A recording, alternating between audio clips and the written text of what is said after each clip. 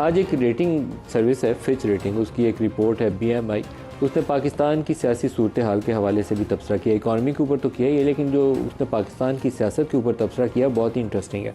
वो कहते हैं कि मौजूदा हुकूमत जो है 18 माह तक चल सकती है और इमरान खान उसके हक़ में फ़ैसले तो आ रहे हैं, लेकिन मुस्तक़बिल करीब में ऐसा कोई चांस नहीं है कि इमरान खान बाहर आ जाएँ, जेल से निकलें, रिहा हो जाएँ या इक़्तिदार में वापस आ जाएँ। लेकिन अगर कोई ऐसी सूरत हुई कि मौजूदा हुकूमत गिर जाती है, ये बड़ा इंटरेस्टिंग उन्होंने तबसरा किया है कि उन्होंने कहा अगर ऐसी सूरत बनती है कि मौजूदा हुकूमत गिर जाती है तो इसके गिरने की सूरत में एक मिलिट्री बैक्ड टेक्नोक्रेटिक गवर्नमेंट, एक टेक्नोक्रेट्स की हुकूमत बनेगी जिसको फ़ौज की हिमायत हासिल होगी। इलेक्शन वैक्शन कोई नहीं होने पाकिस्तान में। अब ये एक ऐसा तबसरा है जो इस्लामाबाद में गॉसिप चल रही है पिछले कई हफ्तों से। उनका ख्याल ये है कि शहबाज शरीफ इज़ हाईली अनपॉपुलर। ये राय खुलेआम दी जाती है, कोई ऐसी चीज़ नहीं मैं जो आपको ख़बर के तौर पर बता रहा हूँ। और इकनॉमिक डिफ़िकल्टीज़ बहुत ज़्यादा है, महंगाई बहुत ज़्यादा है, और IMF का जो एग्रीमेंट इन्होंने किया है उसके नतीजे में बजट के अंदर कुछ इक़दाम लिए हैं, उससे महंगाई में भी और इजाफा होना है। और ये ऐसी सूरत हाल है कि जो कोई भी पोलिटिकल गवर्नमेंट, ताकतवर गवर्नमेंट जो है वो भी ये बोझ उठाने की पोजीशन में नहीं होती। तो PMLN की हुकूमत माइनॉरिटी गवर्नमेंट है, पीपल्स पार्टी के वोटों के सर पे खड़ी है। अगर पीपल्स पार्टी के वोट साथ ना हो तो इनके पास सादा अक्सरियत भी नहीं है। तो एक बहुत ही वल्नरेबल सा सेटअप है। तो ऐसे वल्नरेबल सेटअप में कितनी देर ये चल पाएंगे, इसके ऊपर यहाँ चह में गोइयाँ यही होती थी कि ये ज़्यादा देर शहबाज शरीफ सर्वाइव नहीं कर सकेंगे।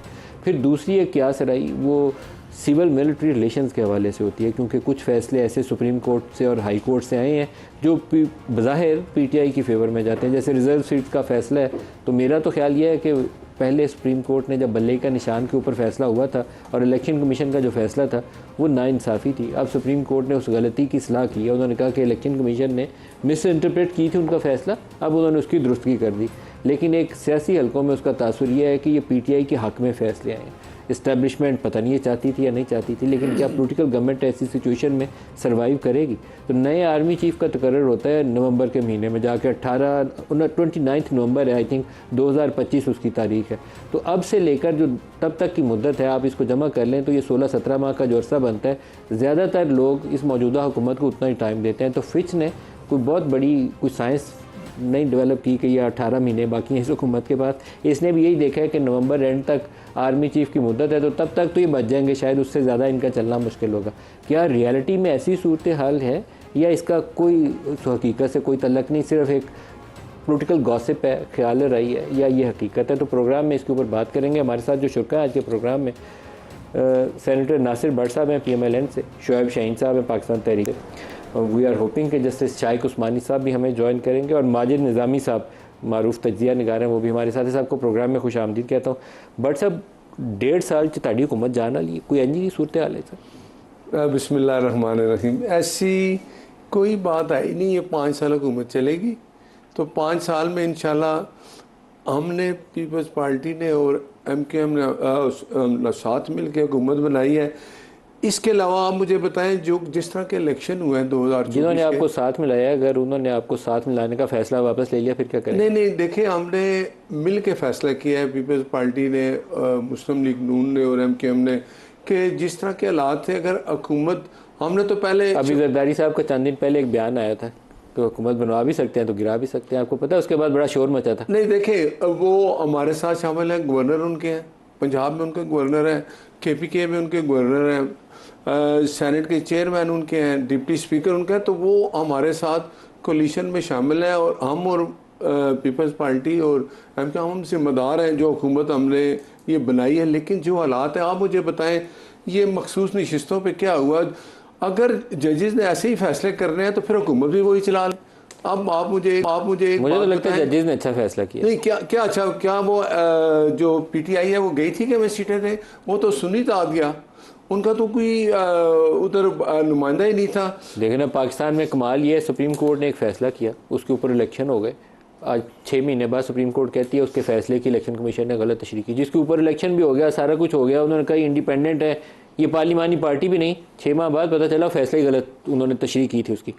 सुप्रीम तो उसकी कोर्ट इस्लाह नहीं करनी सुप्रीम कोर्ट? देखिए सुप्रीम कोर्ट ने तो जुल्फिकार अली भुट्टो उनको फांसी चढ़ा दी उसकी। उसके बाद अब फैसला किया, आप कहा कि गलत दे दिया था। तो मुझे एक चीज मैं बार बार कहता हूँ कि मेरे कायद नवाज शरीफ को वो साकिब निसार ने जो गलत फैसले करके गलत किया था दी, तो उसको कटहरे में ले आते तो आज ये हालात ना होते। लाइन कटहरे में आपकी देखिए ना, एक रेफरेंस भेजें। नहीं, उसको मोटो ले लिया ना सुप्रीम कोर्ट ने जुल्फकार और भुट्टो के केस में फैसला दे दिया जी कि वो गलत कोशिश करिए ना, दरखास्त दें। देखें ना, मैं कहता हूँ ये भी काजी फायदा साहब एक नोटिस ले लें, बता दें हम मुस्लिम लीग की वर्कर को तो तसल्ली दे दें कि ये सुप्रीम कोर्ट ने जो किया था सारा काम, ये उसका नतीजा है। आज हम जिस जगह 2018 में आपको शेर का निशान भी लिया था सेनेट में, के देखे ना, लेकिन हमारे साथ जो कुछ हुआ, अगर उसकी सजाएं उन लोगों को मिल जाती, आज भी वक्त है, तो फिर ये हालात ना होते। आज महंगाई क्यों है? 2017 में आपकी हुकूमत रहने वाली है कि जाने वाली है, ये बताएं आप। नहीं, हमने 5 साल पूरे करने। काशिफ साहब पल्स से हमारे साथ ज्वाइन कर रहे हैं। आज इनका एक सर्वे है जहां बिजली के बिलों, दूसरी जो अशिया महंगी हो रही हैं उसकी वजह से जो लोगों का रद्द-ए-अमल है उसके ऊपर इन्होंने एक रिपोर्ट बनाई है। काशिफ साहब आप फरमाइएगा कि क्या रद्द-ए-अमल है लोगों का और क्या आपका सर्वे कहता है?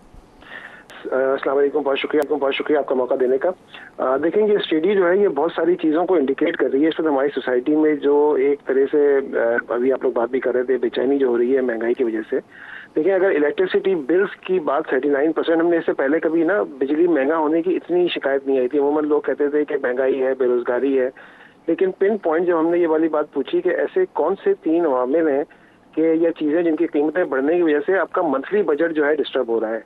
और यही बात है, हर एक आदमी की इस वक्त एक ज़्यादातर हमारे यहाँ तनख्वाहदार लोग होते हैं, अगर कारोबार भी कर रहे हैं तो उनकी एक किसी न किसी हद तक एक गिनी चुनी आमदनी होती है। तो उसके अंदर इलेक्ट्रिसिटी बिल्स और पेट्रोल ने जो है वो बड़ा मेजर शेयर लिया है कि ये 2 प्राइसेस की वजह से हमारा मंथली बजट जो है डिस्टर्ब हो रहा है। इस मंथली बजट के डिस्टर्ब होने के अगर आप कॉन्सिक्वेंसेस देखें तो मतलब बज़ाहिर इस रिपोर्ट के अंदर मेडिसिन सिर्फ 4% आई है, लेकिन मेडिसिन जो है बड़ा इंटीग्रल पार्ट है और ख़ासतौर पर हमारे बुजुर्गों के लिए बड़ा अहम है। और मेडिसिन का महंगा होना, फिर कुकिंग ऑयल जो है या घी वगैरह का महंगा होना, साथ में जो है जो रोज़मर्रा की ग्रोसरी की चीज़ें हैं जिसके अंदर आटा और जिसे आप कहें कि शुगर है, चीनी, इन सब का महंगा होना जो है ना बड़ा अलार्मिंग है। लेकिन ग्रोसरी आइटम्स के अंदर तो चाय भी आ जाती है, उसके अंदर दालें भी आ जाएंगी, उसके अंदर जो है वो साबुन और शैम्पू भी आ जाएगा। काशिफ साहब आपके ख्याल में एक आम सारिफ जो है, एक आम पाकिस्तानी जो है जिसको आप समझते हैं कि ये बिजली के बिल, पेट्रोल, अद्वियात और ग्रोसरी ये सारी चीज़ें बहुत परेशान कर रही हैं, उसका रद्द-ए-अमल क्या होगा? वो आराम से घर बैठ के अपना सिर्फ लिविंग स्टैंडर्ड जो है उसको और नीचे ले जाएगा या उसके रिएक्शन में कुछ इजहार करेगा, पब्लिकली रिजेंटमेंट देगा, क्या करेगा? देखिए, हमने से 1 साल पहले हमने इस चीज़ को रीड किया था, तो उस वक्त रीडिंग ये थी कि लोगों ने अपने बहुत सारी चीज़ें कम कर दी थी। हमने लाइफस्टाइल चेंज कर दिया था, महंगी चीज़ों से कम सस्ती चीज़ों पे आ गई थी, फ्रिक्वेंसी कम कर दी थी। लेकिन इस वक्त जो चीज़ नज़र आ रही है वो जैसे कि अभी निज़ामी साहब कह रहे थे कि लोग कभी अयूब खान के ज़माने के बाद बाहर निकले नहीं, लेकिन एक लावा यकीनन इसके अंदर मौजूद है जो कि फटने को है। लोग उनको सड़कों पे भी ला सकते हैं, कुछ चीज़ों भी कर सकते हैं। और जरी बात है, एक अमूमन जो मतलब ये बेचैनी है, इसकी सीवियरिटी जो है वो गुज़श्ता 3-4 सालों की किसी भी महंगाई से बहुत ज़्यादा है। तो जब डेली लाइफ ही आपकी जो है वो डिस्टर्ब हो जाएगी और सुकून और डिप्रेशन और बाकी चीज़ों के साथ होगा तो कोई ना कोई लावा फटने के चांसेस इसके अंदर मौजूद है। मैं उनकी बात से इख्तलाफ नहीं कर रहा, लेकिन ऐसा हो सकता है कि इस चीज़ की प्रोबेबिलिटी इस वक्त मौजूद हो कि जिसके अंदर अवामी राय भी एक जानिब मौजूद हो और उसके साथ उसके ऊपर जब दोहरी एक मुसीबत डाली जाए तो कोई चीज़ मटेरियलाइज हो सकती है जो कि। काशिफ साहब बहुत शुक्रिया, आपने हमें ज्वाइन किया। कमरजमान कायरा साहब हमारे साथ शामिल हो रहे हैं। कायरा साहब बहुत शुक्रिया। पाकिस्तान पीपल्स पार्टी का सियासी रद्द-ए-अमल क्या होगा अगर पाकिस्तान मुस्लिम लीग नवाज पाकिस्तान तहरीक इंसाफ को बैन करने का फैसला करती है? नदीम साहब, मैं क्योंकि पार्लियामान में नहीं हूँ, पार्लियामानी पार्टी का हिस्सा नहीं हूँ और सियासी रद्द-ए-अमल अभी तक इस पे पार्टी की कोई बाकायदा मीटिंग नहीं हुई, तो मैं पार्टी का रद्द-ए-अमल तो नहीं दे सकता।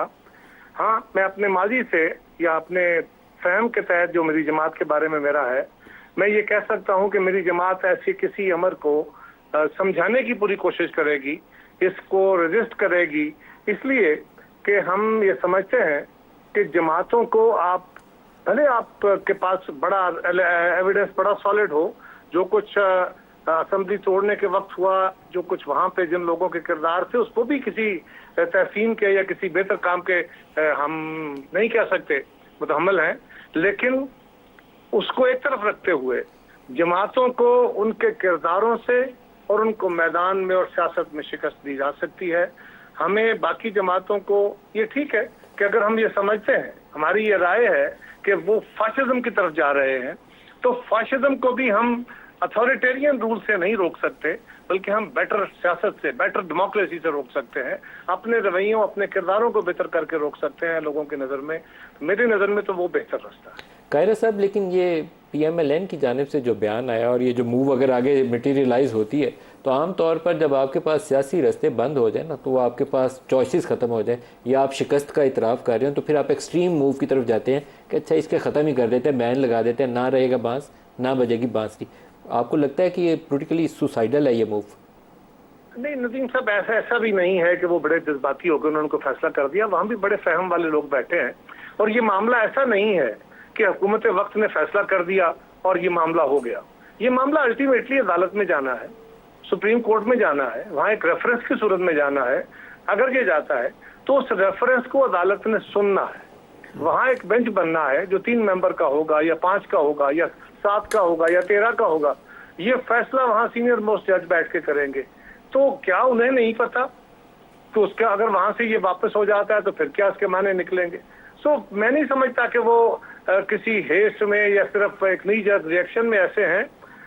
कुछ बातें इक़दामात के तौर पे की जाती हैं। मसलन PTI की तरफ से भी जो बयानिया या लिसान इस वक्त पाकिस्तान की हुकूमत के बारे में सियासी जमात अभी तक उनकी क़यादत की तरफ से भी जारी है, या पाकिस्तान के इदारों की तरफ, कुछ जज साहिबान की तरफ, कुछ हमारे फौज के लोगों की तरफ, तो उसके भी कुछ रिएक्शंस होते हैं। सियासी जमातें भी तो आखिर रिएक्ट करती हैं, वो भी तो इंसान है। उस रिएक्शन में मैं फिर ये कहूंगा कि बावजूद इसके कि इनका रवैया दुरुस्त नहीं है, इनका लिसान दुरुस्त नहीं है, अगर आपने तल्ख बातें, मैं ये फिर कहूंगा कि तल्ख बातों के जवाब में भी अगर हमने गाली गलौज को जवाब में गालियां ही देनी है, तो फिर मसले का हल नहीं निकलेगा और बड़ी खराबी पैदा होने का इम्कान जरूर होगा। कमर ज़मान कायरा साहब, बहुत शुक्रिया।